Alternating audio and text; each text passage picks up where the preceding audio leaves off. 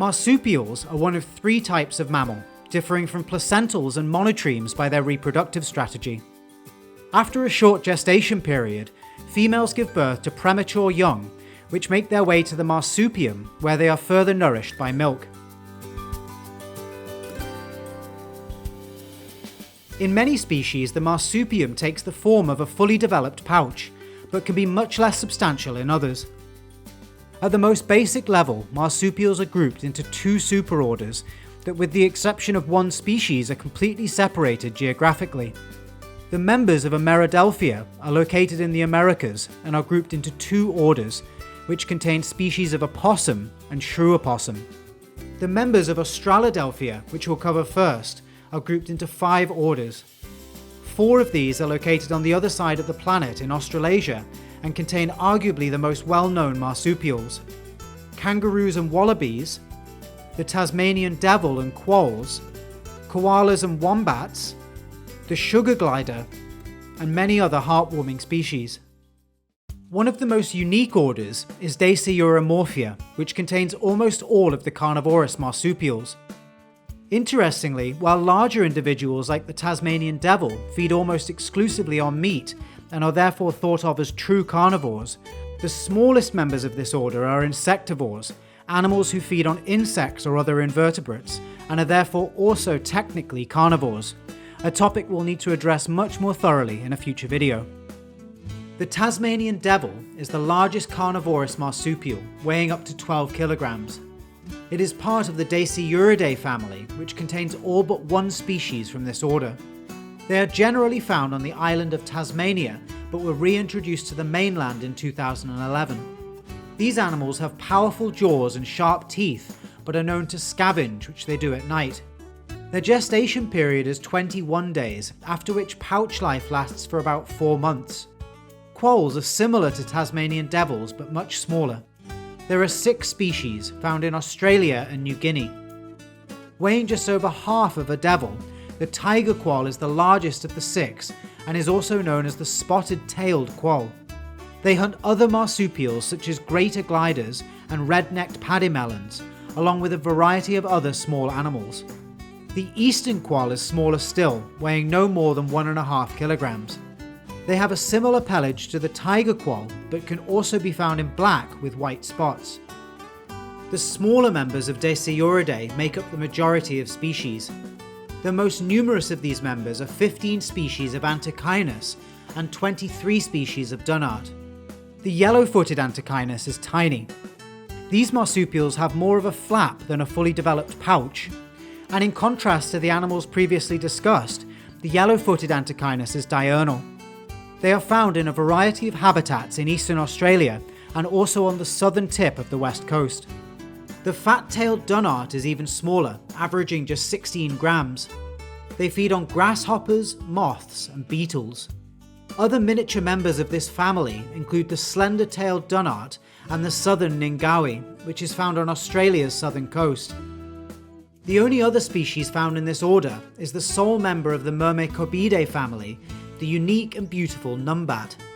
Interestingly, these animals are one divergence removed from the now extinct Tasmanian tiger and share the stripes across their back and rump. Numbats are roughly half the size of an eastern quoll and are unfortunately listed as endangered. They are found only in a small collection of eucalypt woodlands in southern Australia. The largest and most diverse order inside of Australodelphia is Diprotodontia, which itself contains 3 suborders, 11 families, and over 130 species. Diprotodonts have 2 distinguishing features. Most species have a large pair of incisors dominating their lower jawbone. They are also syndactylous, meaning the second and third digits on the hind foot are fused up to the claw. The first of the 3 suborders, Vombatiformes, contains the sole species of koala and 3 species of wombat. Koalas weigh no more than around 12 kilograms and, being arboreal, are found in the eucalyptus forests of eastern Australia, where they snack mostly on eucalypt tree species. They have a gestation period of around 25 to 35 days, followed by 5 to 7 months of pouch life. After this period, they begin to feed on solid food and are carried around on their mothers' backs. Currently, these lovable creatures have a conservation status of vulnerable. The Vombatidae family contains 3 species of wombat: the common wombat and 2 species of hairy-nosed wombat. All 3 species live in underground burrow systems. Common wombats are thought of as solitary and live in their own burrows, whereas hairy-nosed wombats live in groups called colonies. Like koalas, wombats have compact bodies but grow much larger than their tree-dwelling cousins, with the common or coarse-haired wombat weighing up to 3 times that of a koala. Gestation and pouch life is almost exactly the same as a koala, but because the wombat is fossorial, their pouch opens backwards to prevent dirt from entering while digging. Wombats are found in southern or eastern Australia, with the critically endangered northern hairy-nosed wombat found only in Epping National Forest in Queensland. The next suborder, Macropodiformes, contains 3 families whose members include kangaroos, wallabies, wallaroos, the cheery-looking quokka, and potoroos. Most of these species are found within Macropodidae, a family whose type genus Macropus comes from the Greek words makros, meaning long, and pos, meaning foot. There are only 2 species within Macropus, the western and eastern grey kangaroo. Although the Latin name for the latter is Macropus gigantus, they are not the largest. That prize goes to the red kangaroo, who can reach up to 90 kilograms, which also makes them the largest marsupial. These animals share their genus with one other member, the antilopine kangaroo, also known as the antilopine wallaroo, which is quite beautiful and supposedly named so due to their resemblance to the African antelope. The range of these 4 species differs considerably. The aptly named eastern kangaroo is found to the east, the western kangaroo to the south, antilopines to the north, and red kangaroos, who have the largest range, are found in the shrubland, grassland, and desert habitats of inland Australia. The average gestation is a little more than a koala, at just over a month. Pouch life can be between 6 to 8 months, and joeys will continue suckling for up to 18 months depending on the species.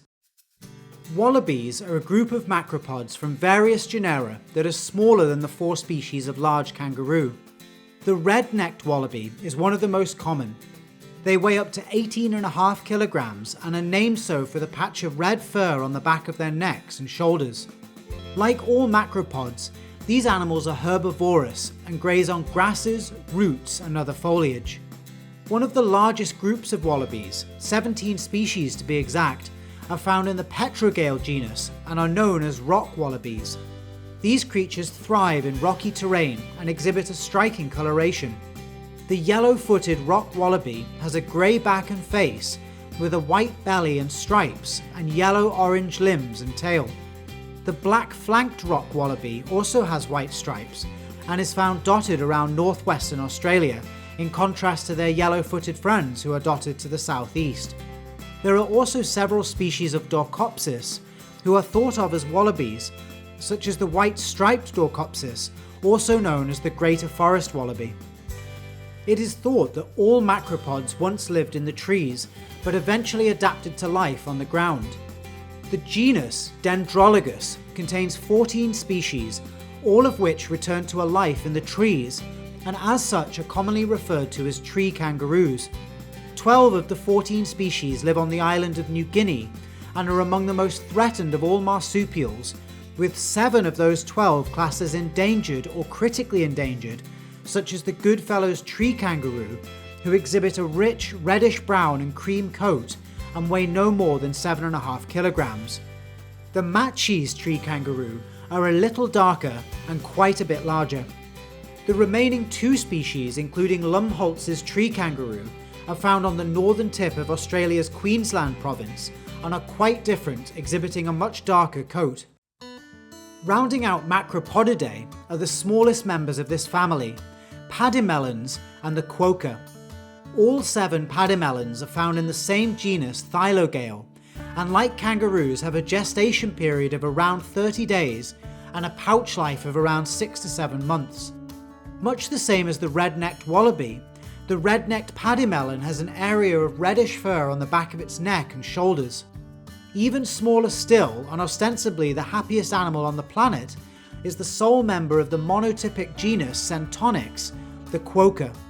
These cheery macropods are about half of a Goodfellow's tree kangaroo and have a slightly shorter gestation period of 26 to 27 days. They are found on the southwestern tip of Australia, where they average around 10 years in the wild. If you thought macropods couldn't get any smaller and more charming, I have good news. The last two families in Macropodiformes contain its smallest members. Poteroidae contains potoroos, bettongs, and rat kangaroos, which are all of a similar size and appearance. The long-nosed potoroo weighs no more than 2 kilograms and has a longer gestation period than regular kangaroos at around 38 days, but a shorter pouch life, with joeys staying in the marsupium for around 130 days or a little under 4.5 months. The eastern bettong, also known as the Tasmanian bettong, is found in grasslands, woodlands and eucalypt forests of eastern Tasmania. They are nocturnal, and up to around 80% of their diet can be made of fungi, which is foraged with their little forelimbs. The rufous bettong, also known as the rufous rat kangaroo, is quite a bit larger, weighing around twice that of the long-nosed potoroo. The final macropod that we'll look at is the sole extant member of Hypsiprimnodonidae, the musky rat kangaroo. They are quite a bit smaller and much darker in colour. Phalangeriformes is the last suborder within Diprotodontia and contains a unique set of arboreal marsupials grouped into 6 families that contain a mixture of gliders, possums, and cuscuses. Unlike macropods, who are bipedal, the members of Phalangeriformes are quadrupedal, bearing weight on all 4 of their limbs. The gliders of this suborder have also evolved flaps of skin between their limbs on either side of their bodies that they use to glide up to 65 feet through the canopy. Although the name possum is derived from the North American opossums due to their resemblance in appearance, they are not closely related. Petoridae is the first family we'll explore. The sugar glider is a well-known member of this family and has quite a large range, being found on both the northern and eastern coast of Australia and New Guinea. Sugar gliders are tiny, weighing only 100 grams, and at 16 days their gestation period is significantly shorter than the species previously discussed. Pouch life is a little over 2 months, and they become independent not long after that. The average number of offspring is 2, and the average lifespan in the wild is 14 years. The yellow-bellied glider is another species found on the east coast of Australia. The striped possum has a similar appearance to the sugar glider, but is around 5 to 6 times the size. They live in lowland tropical forests and woodland, where being insectivores will prey on ants, termites, beetles, and moths. Phalangeridae is a large family containing 22 species of cuscus and 5 species of brushtail possum. The Wageo cuscus is one of the most unique-looking marsupials on this list. They are named after Indonesia's Wageo Island, found to the northwest of New Guinea, and displays a white pelage with black spots and a red face. The Sulawesi bear cuscus is quite different, with a much darker fur, and is found further west on the Indonesian island of Sulawesi. They weigh around 7 kilograms and are classified as a folivore, an animal that feeds primarily on leaves, although they will also eat unripe fruit, flowers, and buds. Found in the same family but a different genus, the common brushtail possum has a much larger range, being found throughout much of coastal Australia, and was also introduced to New Zealand in the 1840s. They range in colour based on location, with some exhibiting a grey coat, some displaying a red pelage, and can also be found in a darker black. Pseudocheridae contains 16 species of ring-tailed possums and 3 species of glider. The common ring-tailed possum has a prehensile tail, which it uses in the trees. Families can be found in nests called drays, which they construct with bark, twigs, and ferns.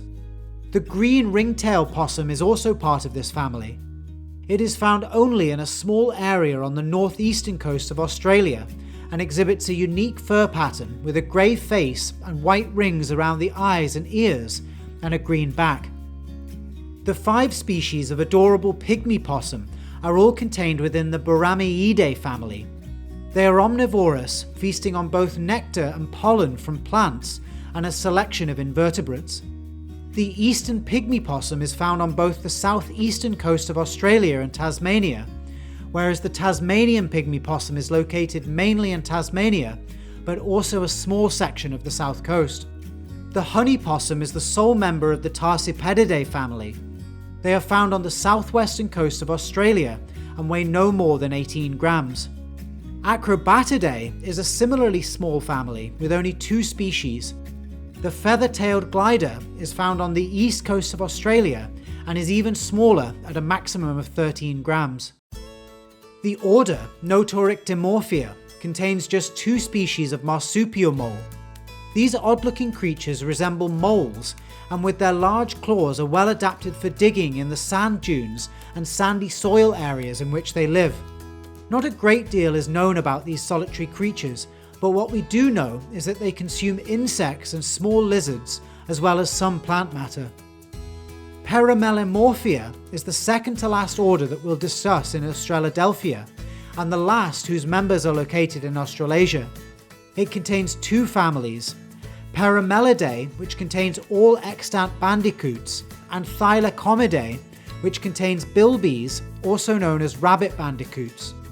Like diprotodonts, bandicoots are also syndactylous, and in similar fashion to a wombat, their pouches open backwards to prevent dirt from entering while digging.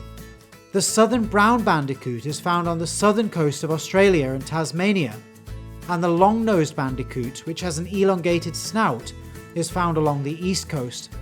The greater bilby, or the rabbit-eared bandicoot, looks quite different, with its long stiff ears, and weighs almost double at 2.5 kilograms.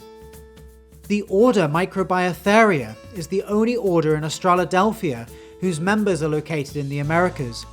It contains just 1 species, the Colo opossum, also known as the Monito del Monte. They are found in temperate and tropical forests at elevations of just over 1100 meters. The grey-bellied shrew opossum is one of 7 species of shrew opossum in the order Paucituberculata that bridge the gap nicely to the final but by no means the least interesting chapter, opossums. This is Didelphis virginiana. It's the species you might think of when picturing an opossum, but its containing order Didelphimorphia holds 19 genera and well over 120 species contained in a single family, making opossums the most diverse type of marsupial. Essentially, life for these creatures starts as a very small jelly bean. Opossums give birth to up to 25 young, many of whom will not survive. Pouch life also varies between species, both in terms of duration and how well developed the pouch is. Once they are old enough, the young will ride on their mother's backs until fully weaned. The Virginia opossum is the only species found as far north as the United States and Canada, and is also the largest, weighing up to 6 kilograms. They have short legs and compact bodies with a prehensile tail, which they use for grip while climbing. They are omnivores, eating a combination of vertebrates, invertebrates, and plant matter. The common opossum is contained in the same genus, but is around a quarter of the size. They are found throughout Central America and the northern half of South America. They can survive in a large range of habitats, with the exception of dry areas such as deserts, which is presumably why they don't venture past central Mexico. Like the Virginia opossum, they are solitary and nocturnal. There are 2 other species in the same genus that we'll discuss. The white-eared opossum is found throughout most of the southern half of South America, while the big-eared opossum is confined to the southeastern corner. The big-eared opossum is very similar in appearance to the common opossum, and in fact was once considered a subspecies. They live in rainforests and highland areas up to an elevation of around 1,000 meters. The white-eared opossum is quite a bit larger, weighing around half of a Virginia opossum. They have a surprisingly short lifespan, with the average white-eared opossum living for just 20 months in the wild. Outside of this genus, the appearance and size of opossums changes drastically. The grey, 4-eyed opossum gets its name from the clearly defined white spots above its eyes. They are found in rainforest and scrub forest in Central and South America. Interestingly, although they live in the same area, they have almost the exact opposite range to the water opossum, who are also found on both continents. These water specialists are quite small, maxing out at around 800 grams, and are thought of as semi-aquatic, preying on amphibians, fish, crustaceans, and insects. Venturing outside of the Didelphini tribe, these opossums are even smaller and more dissimilar in appearance.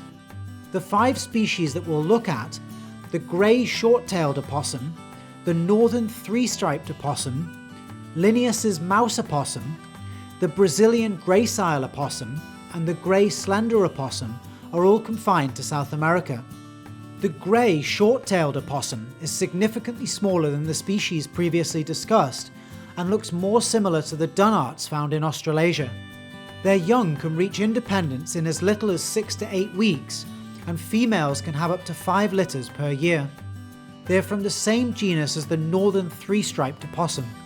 Even smaller still are the 25 species of mouse opossum found in the Marmosa genus. The species shown here, the Linnaeus's mouse opossum, weighs just 56 grams, and the Brazilian gracile mouse opossum is even smaller at just 45 grams. The final species of mouse opossum that we'll look at, the grey slender opossum, has a particularly long tail, which is roughly 1.5 times the combined length of its head and body. The bare-tailed woolly opossum is the last species we'll look at, and are from a separate subfamily to the previous 11. They have a large range spanning from southern Brazil to northern Venezuela, and in Quokka, an indigenous language spoken in the Brazilian state of Rondônia, they are known as vaquero. Thank you so much for watching. Check out this playlist where you'll find all guides to the larger collections of animals, including next week's video on primates.